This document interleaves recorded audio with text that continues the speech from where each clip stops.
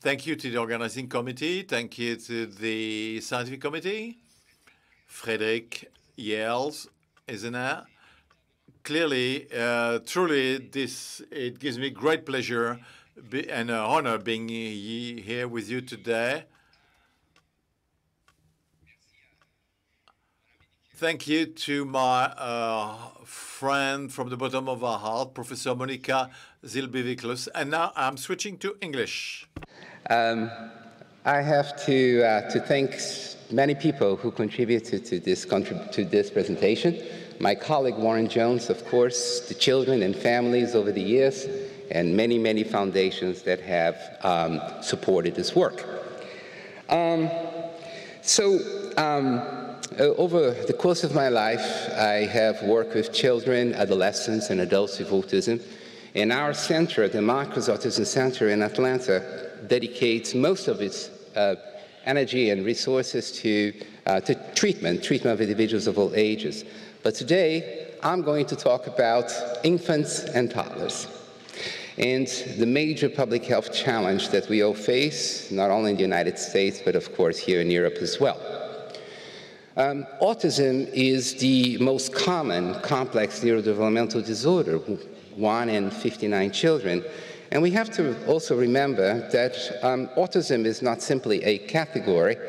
In fact, 10% of children early on in life show actionable delays, things that we can do to optimize their outcomes. So I go home every night thinking that 66,000 children are born every year in the United States who will have autism. And there is an enormous societal cost in excess of $120 billion a year in the US alone. Importantly, for a family, the cost of care of having a person with autism in the family is in excess of $2 to $3 million. Imagine what an incredible burden, an economical burden it is to families. But here is something important for us to remember, that most of those funds go to support older individuals, older adolescents and adults throughout their lives. And those are individuals, particularly who have intellectual disabilities and other challenges. And here is really something important for us to keep in mind, that were we to be able to identify children early and intervene early, their lifetimes would be different. It would be different, and so we would be able to lower the cost of care for all of our families and would promise better outcomes. What I just told you is not controversial. In fact, the American Academy of Pediatrics mandates for early screening to happen between the ages of 18 and 24 months, and yet the median age of diagnosis of autism in the US still hovers around 4 to 5 years of age, and even later for individuals who come from low-income backgrounds.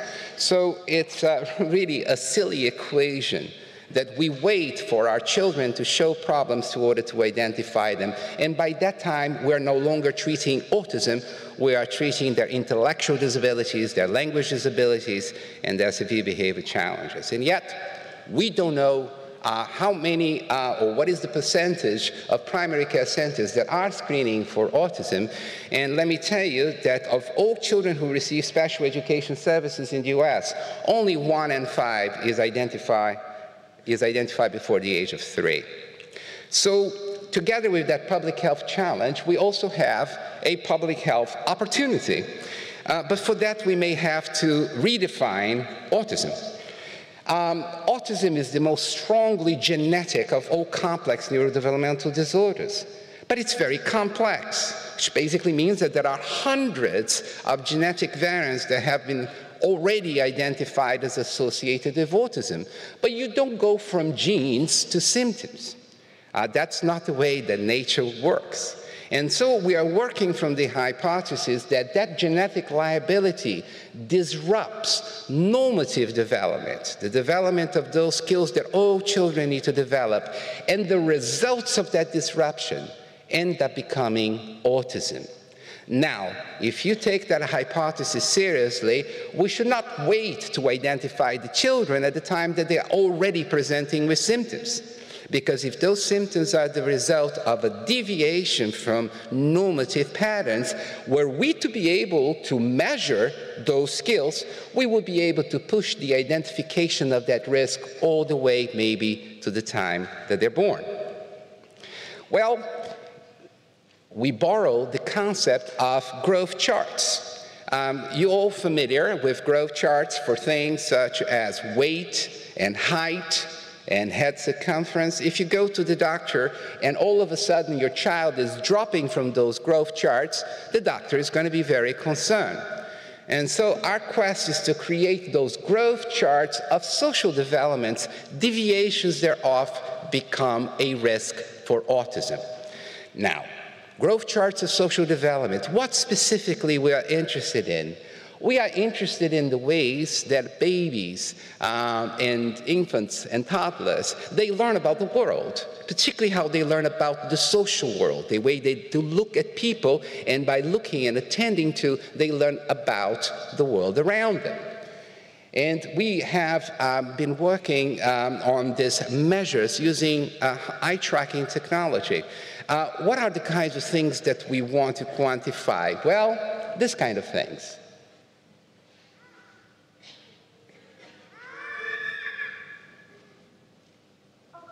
Well, more about that later. But that interaction between those two toddlers, that is the battlefield of social development. This is where brain development takes place.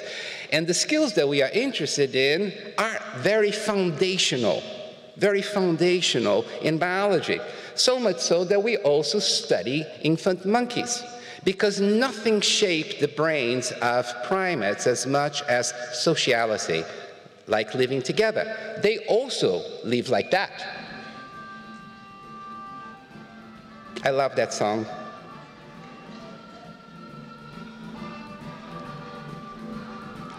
Okay, more about that momentarily. So, where do we begin? So, babies are born in an utter state of fragility. Were we to leave the baby, for example, alone, that baby would not survive. And so God or nature created a system, a situation in which that baby is going to thrive, and that baby requires a caregiver. And so from very early on in life, babies come into this very, very complex world. But what in that very complex world attracts the attention of those babies? There you go. It's people. Well, everything that sounds like a caregiver attracts their attention. Everything that smells like a caregiver attracts their attention. Everything that moves like a caregiver attracts their attention. This is called biological motion. It's yet again another skill that babies are born with. But not only human babies, monkeys as well, and cats, and even newly hatched chicks, because that foundational skill is part of the imprinting mechanism that we see even in avians.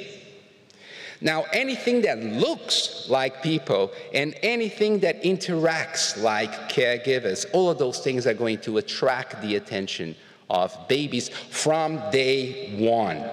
So there are three concepts that I need for you to remember so that you understand what I am trying to convey.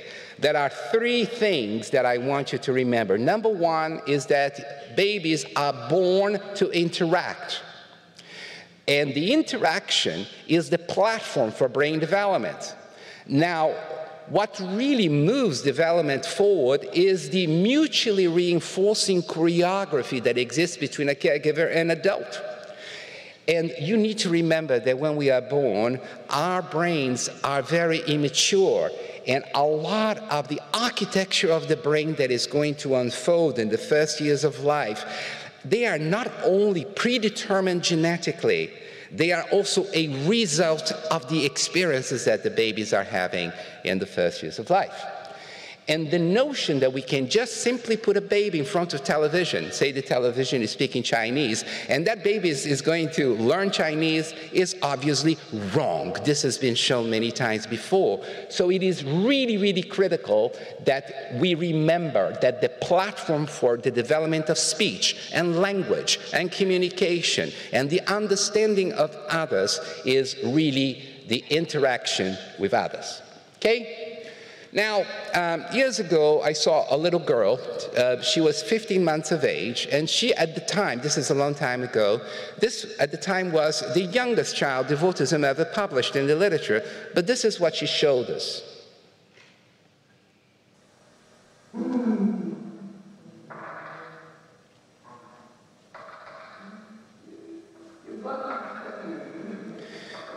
The really why she impressed me is because I was 2 inches from her nose, and she seemed to be in a completely different world. So I asked myself the question, she can hear me, she can see me, and then 5 minutes later she does this.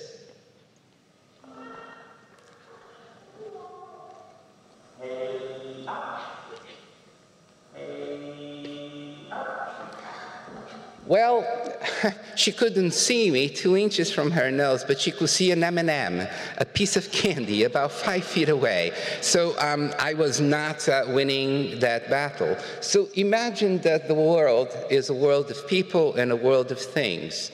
And this little girl was being attracted and moved towards the world of things.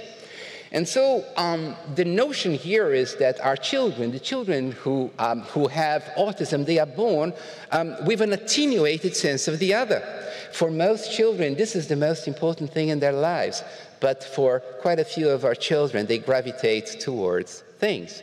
And if that's the way that you begin life, eventually, if you follow this trajectory, you're going to become an expert on the world of people. But maybe if you follow this trajectory, you're going to become an expert on the world of things. Ever more complex things, but things nevertheless. Well, that little girl had an incredible influence in all of our work and the work of our lab. The idea is, how could we understand her? How could we step inside her body, inside her mind, and see the world through her eyes? And so we started sort of conducting some experiments. This goes back many years now, but we wanted to see how she reacts to somebody who is very much like a caregiver. Hi, sweetie. Are you ready to wake up? Come on, did you sleep well? Well, how do we do that? We do that by basically using eye-tracking technology. And we can measure what a child is doing about 120 times a second.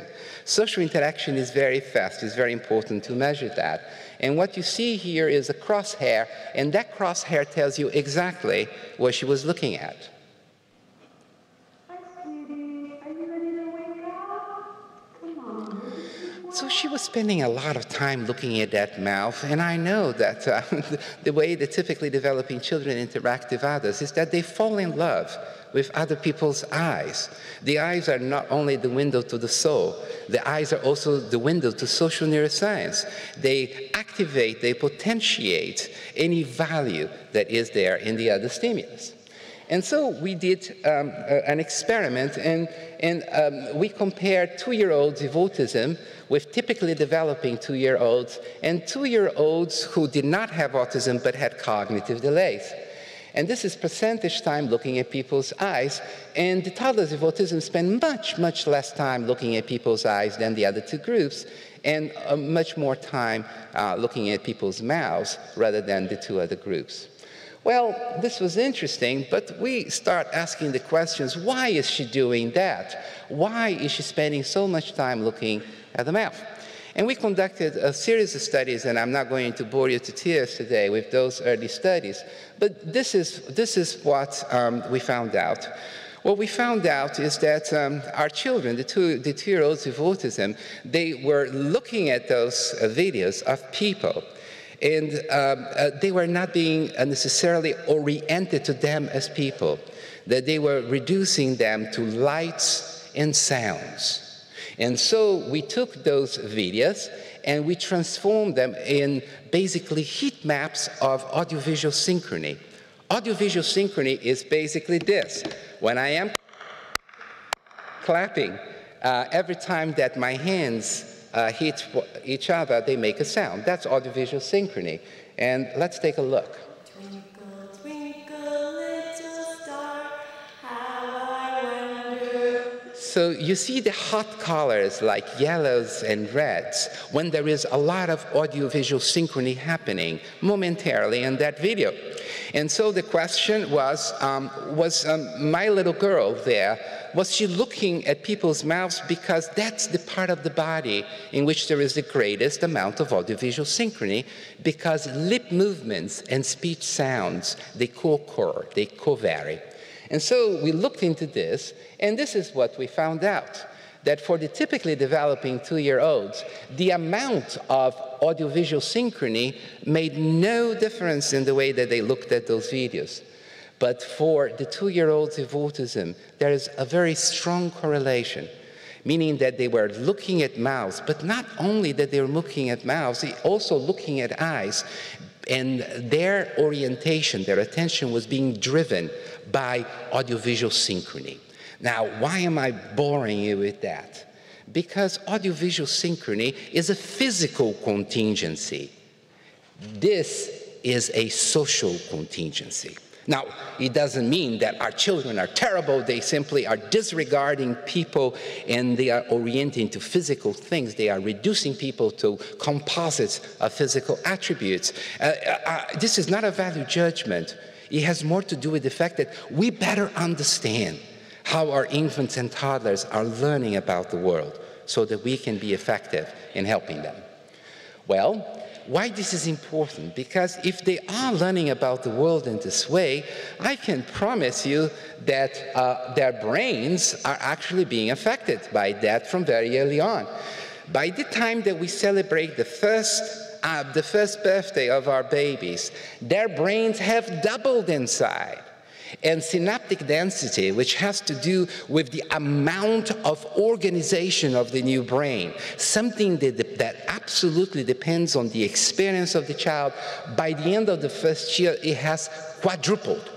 And so if our children are learning about the world differently, their brains will become different. Now, let's go back to the little girl once again. So we start asking ourselves the question, that seems to be the case when children are in the second year of life, and some of the research that I just showed you is when our infants and toddlers are 2 years of age. But when does this begin? And so we start doing work with babies. Back in 2005, we start following babies from birth, seeing them every month, almost every month, all the way to the age of 24 and then 36 months of age. And we follow children who are low risk and became typically developing children, but we also follow children who are younger siblings of children with autism, and they were at much higher risk of also developing autism. If I have a child with autism and there is a younger sibling, that younger sibling, 1 in 5, will also have autism. And another 1 in 5 will have something very similar to autism. And so here we are measuring what they were doing almost from birth.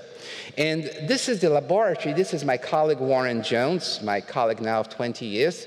And this is how we measure eye tracking in babies. So this concoction was built to measure what those babies are doing as they are looking at caregivers, as they are looking at other children interacting. And as I mentioned, those measures happen 120 times a second. And they're happy. Well, so what happened then?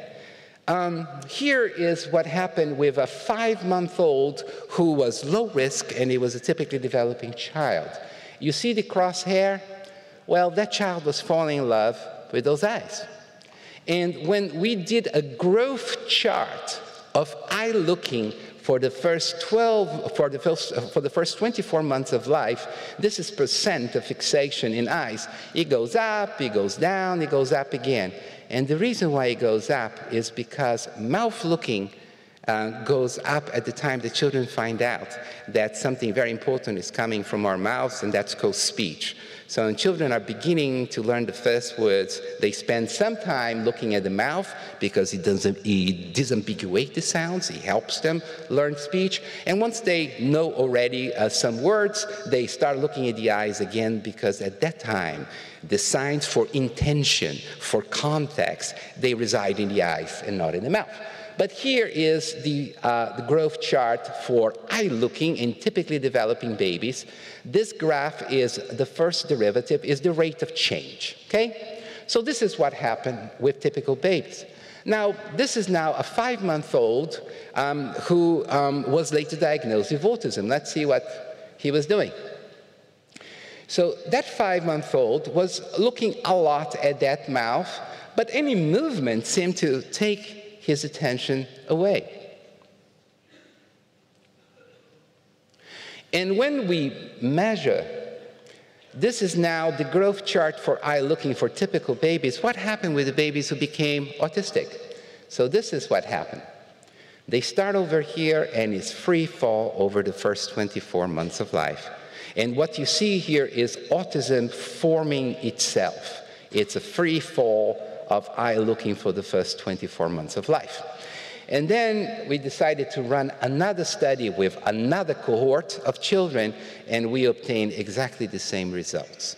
So this is what is happening with the children who end up having autism. So we then look at that and say, okay, we know that autism is the most stronger genetic condition, but we don't know what is heritable in autism.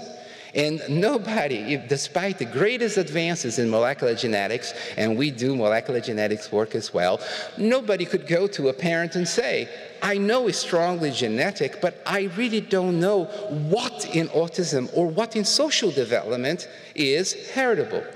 So we conducted a study with twins. The reason why we conducted the study with twins, these are typical twins, is because if you are a fraternal twin, about 50% of your genotype is the same. But if you are an identical twin, then you are virtually carbon copies of each other insofar as your genotype is concerned. And so we use this twin design to find out what is and what is not heritable. Now, this is what we did. So we have those 21-month-olders watch those kinds of videos, but the twins watch the videos separately, okay? So imagine that they are in different rooms and they watch those videos separately. And what we're interested to find out is the amount of agreement in what they did when they watched those videos, even though they watched the videos separately, okay? So these are now fraternal twins watching that video. I juxtaposed the crosshairs here so that you see what they did.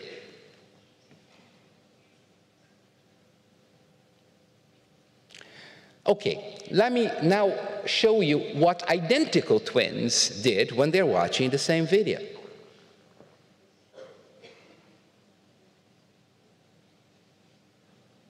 I hope you can see the crosshairs.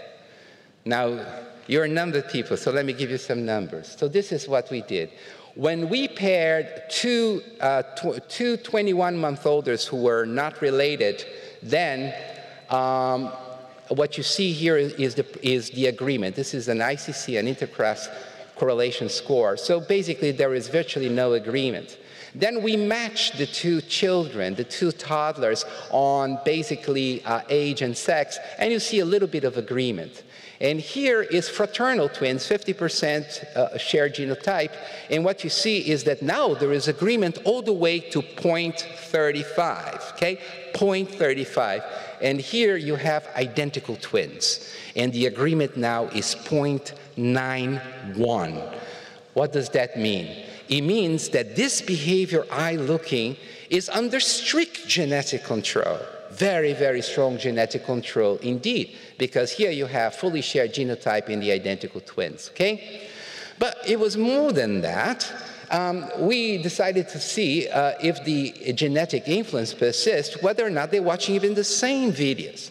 So here is identical fraternal twins and the only matched ones, unrelated matched ones. So these are agreements, okay? If we analyze all of the videos that they watched, if we analyze only those that both twins saw, but also videos that they saw different videos altogether, or even when they are watching different categories of video. What does that mean? What I'm meaning is that when one child was looking at caregiver and the other child was looking at toddlers interacting. So that level of genetic control was something that we weren't expecting. Now, let's take a look now. These are fraternal twins watching that video. Can you see the two crosshairs? Good. Now let's take a look at identical twins watching that video together. They were in different rooms. So remember, they are watching these things separately. What does that mean? When we analyze the data, and I'm not going to tell you much about those graphs because they're a little complex, but the identical twins were more likely to move their eyes at the same moments in time. We're talking about microscales of 0.3 of a second. We're about 2 synapses away from eye movement control. They were more likely to move their eyes in the same directions in the video. They were more likely to move their eyes to the same semantic content. For example, faces, even if they're watching different videos at the same moments in time. And here's the interesting thing. This is basically a density distribution. These are the typical twins in their mouth-looking and their eye-looking distribution.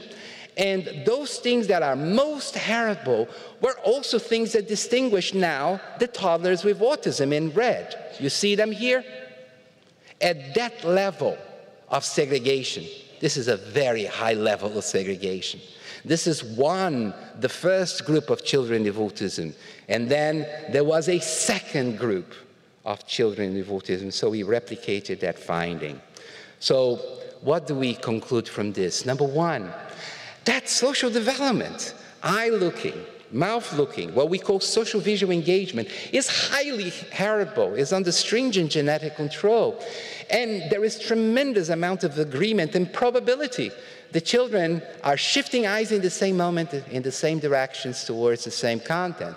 So what does that mean? It means that those behaviors that I was showing to you before, they are creating the niche of their children. Let me translate that to you. Our children are building their own social world, and as a result of that, they are building their own social brain. Why this is important?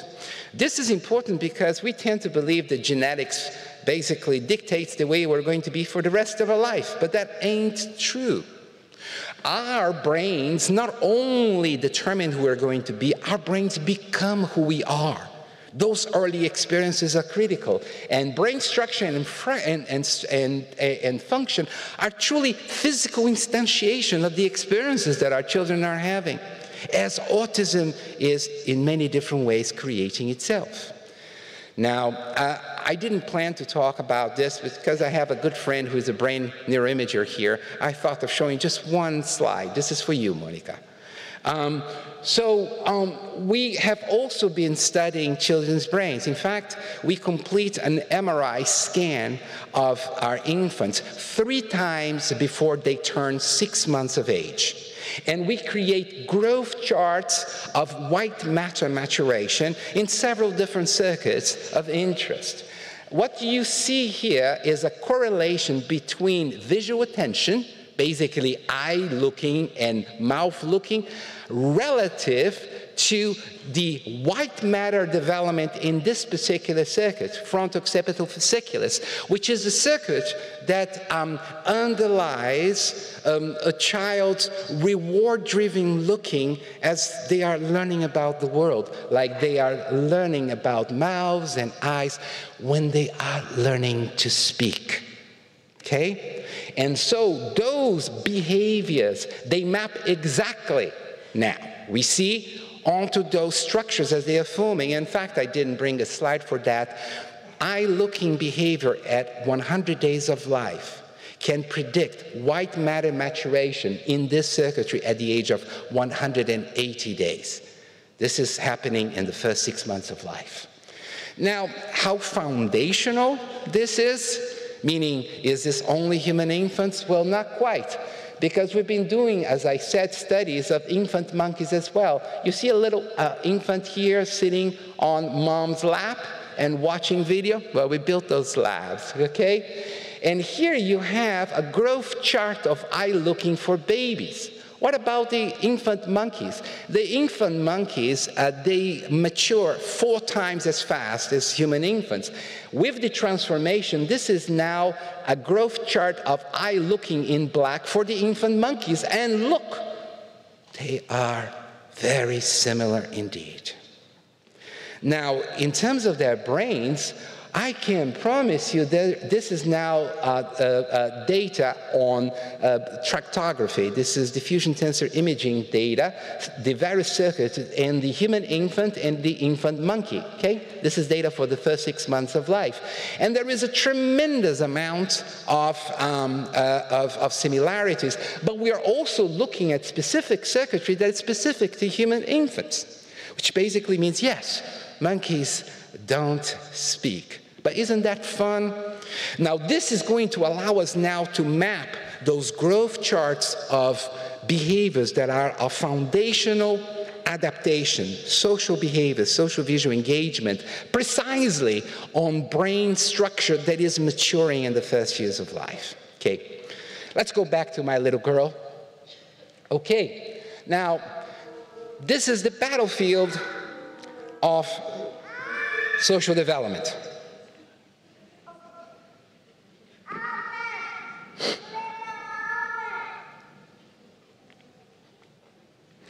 All right, so during those videos, our children are learning about the world. They are learning to read other people's minds. They are learning about conflict research and maybe facial expressions and all these kinds of things. But the fact is, how do you measure this time? How do we know how our children are experiencing those kinds of stimuli? So remember, this is a frame of video. There are quite a few of those in a second. So this is just a momentary experience. This is a frame of video. And now what you have is an equation. That equation shows the amount of visual resources that one child is dedicated to that spot on the screen at that moment in time. And that equation comes from a mapping of photoreceptor cells in our retina. So if something falls right in the middle of our visual field, there are lots of cells. And the moment that we move to the periphery, there aren't many. So we can kind of have a sense of movement, but we don't have great resolution of the image. So this is the amount of visual resources that child is dedicated to that point on the screen at that moment in time, and it translates actually into cortical magnification, or the amount of brain tissue that is associated with that too. Now this is one 2-year-old, one typically developing 2-year-old, and now what you have is 40 2-year-olds, and as they are focusing on the same place, they are adding, and what you have here is a heat map once again. And the hotter the color, the more children are focusing on that spot at that moment in time. Now, let's remember, this is a frame of video, and let's turn this around a little bit and just get the bird's eye view. And what you have now is what we call a salience map. And in that salience map, you will now be able to watch the video that I showed you before through the eyes of 40 typically developing 2-year-olds. And what you see here is that it moves fast, right? And you get these big blobs of red when something momentarily happened on that scene that was of particular interest to the children. It tends to be affect, okay? So let's move this around a little bit, and what you have here is a 2-dimensional space, my salience map, and what you have here is now is another dimension, and this dimension is time. These are frames of video. Now let's carve out now that salience map, and what you have here is another distribution, is a 3-dimensional distribution that we call a funnel of attention. So when nothing important is happening on the screen, children are all over the place, but something very specific, very important happens. They are all focusing on the same place, and then you see all of this red. And they are focusing on that because these are hot spots of socialization. These are things that they all focus on, because if they don't focus on it, they ain't going to understand that situation, okay? So now you can watch their video through this funnel of attention. And you see here, those are the specific things that those 2-year-olds are paying attention to that are of critical importance for them to understand what is going on. And here is, I'll just show you one thing here. Whoops. I just stopped, but it was right here at that cut. They are not looking at people's faces. They were looking at something in between the two babies there. They were all looking here because that baby was looking to the side, and they were following that gaze cue into the object that was in between the two toddlers. And that happens moment by moment by moment. Now, why this is important? This is important because we found out that typically developing 2-year-olds, they spend 80% of the time looking at the same place at the same time. So these are basically forces for enculturation. That's how our children are all learning about the same thing. They are being entrained, attracted to specific things that are happening in front of them. So this is just a frame of video. This is now a funnel of attention for typically developing 2-year-olds. And now what you have are scan paths. Scan paths, these are 2-year-olds with autism, and they are diverging. What are the typical children paying attention to? What are the 2-year-olds with autism paying attention to at that moment in time? They're watching the same thing, but of course, their attention and their brains are resonating to something very different. Now, those things are happening in the tens, in fact, in the hundreds of times within the period of 6 minutes of video. And what we found out is that these 2-year-olds with autism are diverging from what typical children are doing over 500 times in 5 minutes of video. These are moments of social learning, and our children are missing them. In 2 hours, they are diverging over 13,000 times. In a year of exposure to social stimuli, they are diverging millions of times. This is what I mean by our children with autism. In many different ways, autism is creating itself in the first years of life. Well, so you want to know what is happening. These are now the typically developing children are here, the children with autism. They are watching the same video, but you see what they are paying attention to. Just follow the blobs. Now, I didn't tell you, but that video has a very happy ending. Aww. Now, this is the end of that scene, but look where the typical children are. Our children are all over the place. They watch the same thing, but they got a very different experience. Well, we then took these kinds of methodologies and we translated into a measure so that we could measure what each individual child was doing. How far were they from that funnel of attention? And we called this a measure of relative entrainment. And when we sum all of those diversions over the course of the 6 minutes of video, that measure of relative entrainment at the age of 24 months was predicting their social disability at this level of correlation. But then we saw the children again 1.5 years later, and now it was predicting at that level of correlation, much, much stronger. Because this is a social learning. The children are going to become socially disabled if they are diverging from those social experiences.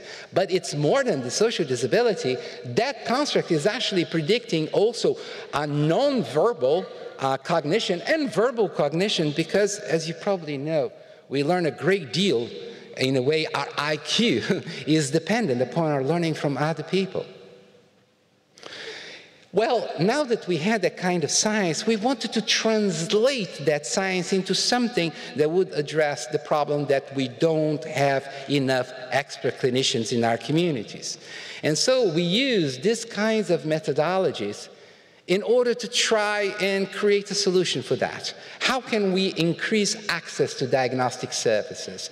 And we focus on children aged 16 to 30 months because in the US, there is a federal mandate to provide services, except that our children are not being diagnosed and therefore they are not accessing those early intervention and treatment. And so we use those kinds of normative data models that we got from typically developing children, hundreds and hundreds and hundreds of those divergences for our kids with autism that you see in the scan paths. And what did we do then? We then tried to do the following. We used a group of 300 toddlers with autism and 389 toddlers without autism to create the mathematical model to use that science to classify the children. And then we tested in a new group of 187 toddlers with autism and 183 without autism. And these are the results. Now, this is the discovery, and this is replication. So only pay attention to what it says, replication, okay? But these are the results. And the results are that the classification, as a result of that 12-minute procedure, was 83% sensitivity and 82% specificity. These are children who had autism, and this procedure got it. And here is basically the procedure said no, and the children truly did not have. This is better than some of the things that pediatricians use, even strep throat in their offices. Now, we wanted to look at the false positives, and what we realized that several of our false positives are children that they may not have had autism, but they had something similar to autism, a language delay or a social communication problem that did not rise to the level of the categorical definition. I don't know about you guys, but God or nature don't create us in categories, okay? So there is a spectrum out there. We are also very interested in capitalizing on all of this quantification in order to predict levels of social disability. And we modeled the ADOS, the Autism Diagnostic Observation Schedule, and our 12-minute procedure could actually explain 78% of the variance. You remember that the ADOS is done by an expert clinician. It may take an hour or so, and this was a quantitative procedure that was done as part of a technician using that experiment. But you also predicted 63% of the variance of their verbal skills and even 50% of their nonverbal skills. So as a result of the science, we realized, oh, maybe we have an opportunity. Maybe we translate our labs, and my colleague Warren Jones and Cheryl Clayman, we translate that into a device, into a medical device, and now we create this particular device. It's an investigational device. It's a research device. But all of that is now into that thing, and that thing is basically operated by a technician, and we complete a 12-minute procedure. This is what we do. Yeah. Just like a car. It's just like a car.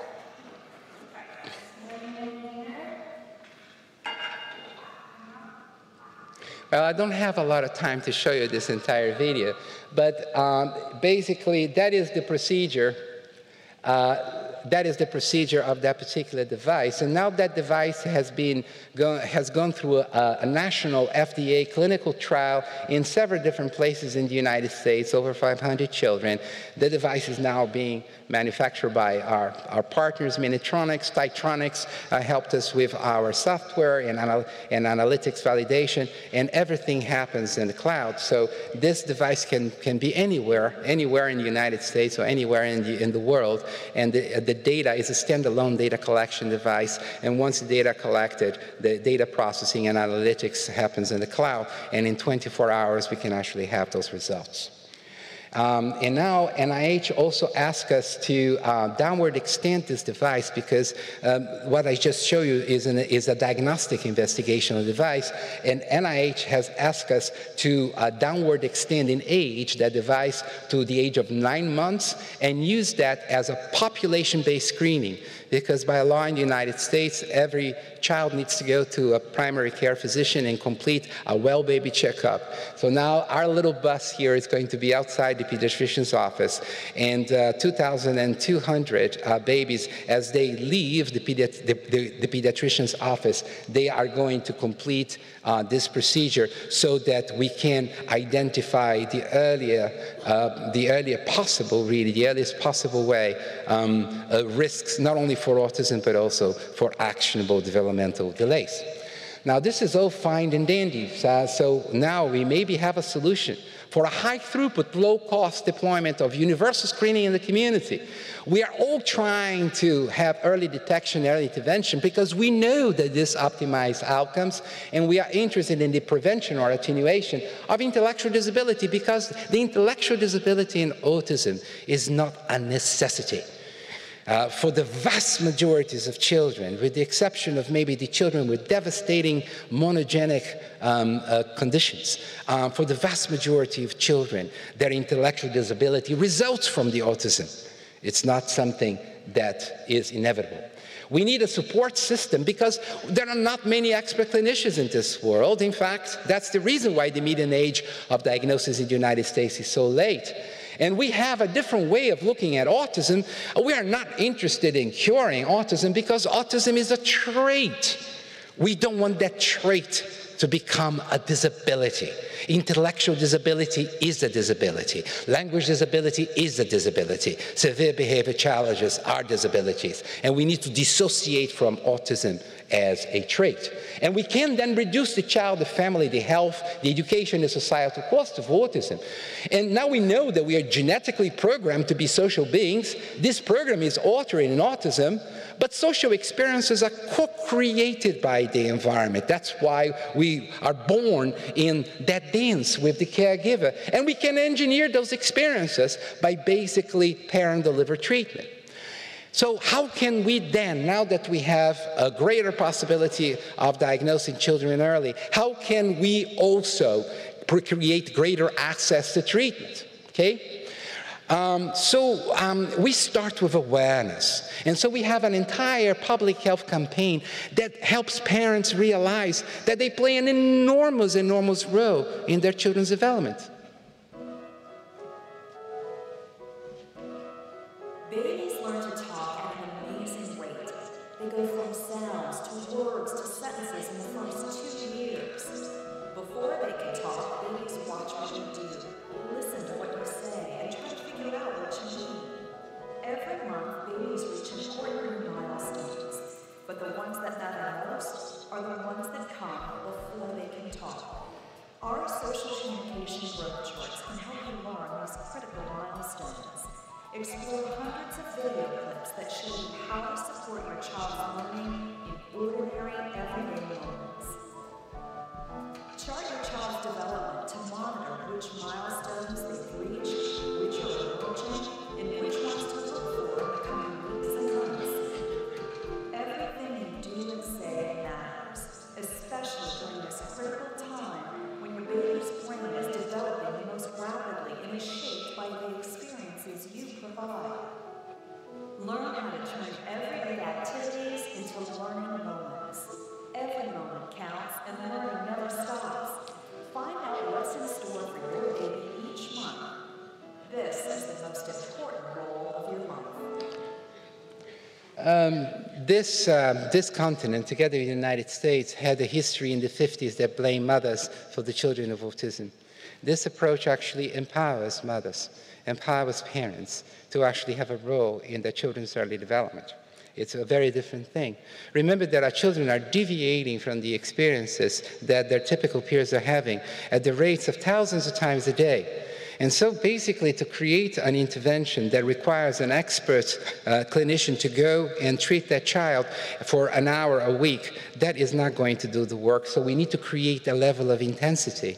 So our approach has been, this is a mother and this is their child. You can't see that there is a coach right here. And that coach has been training that mother to engineer situations of engagement with their child.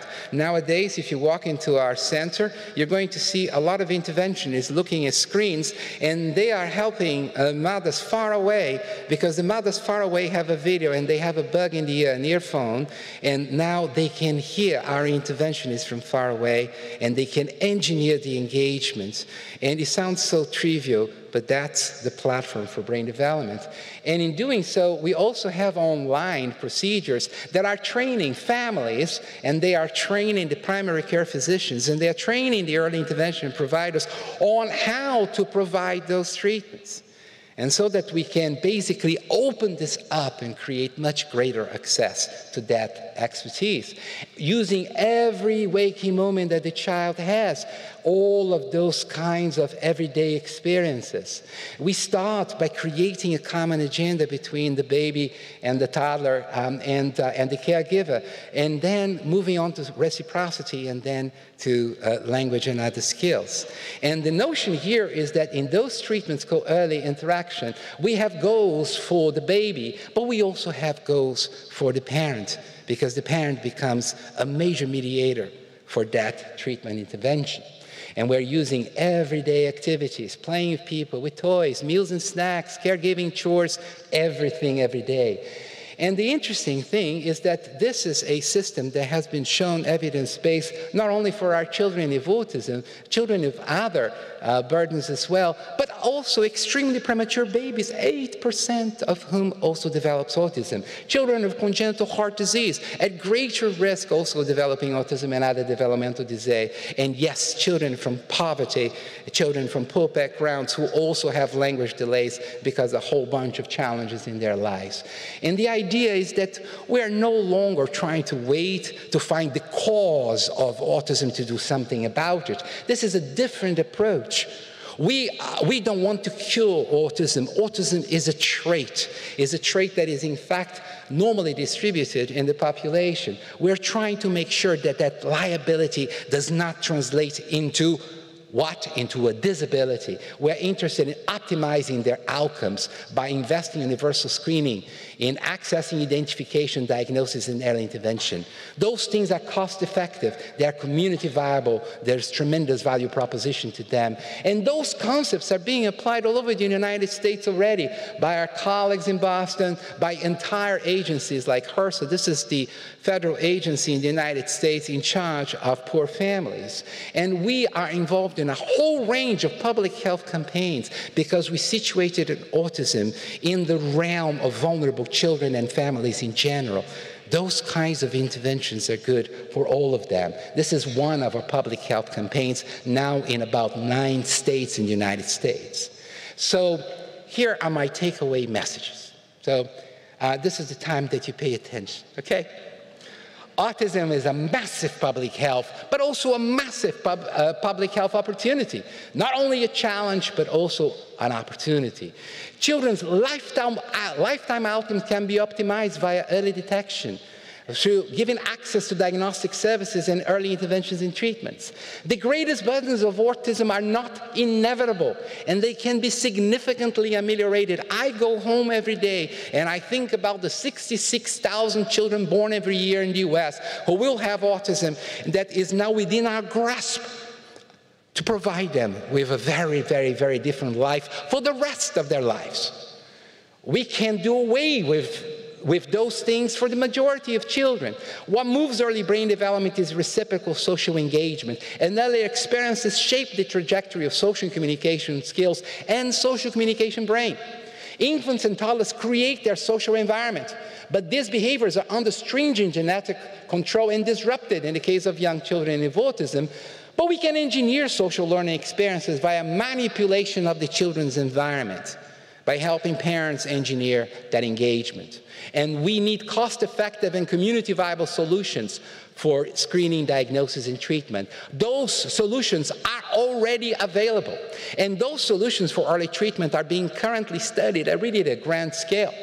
Those solutions for optimizing the development of children with autism are relevant to a much broader group of children. In fact, 1 in 10 children have actionable delays early on.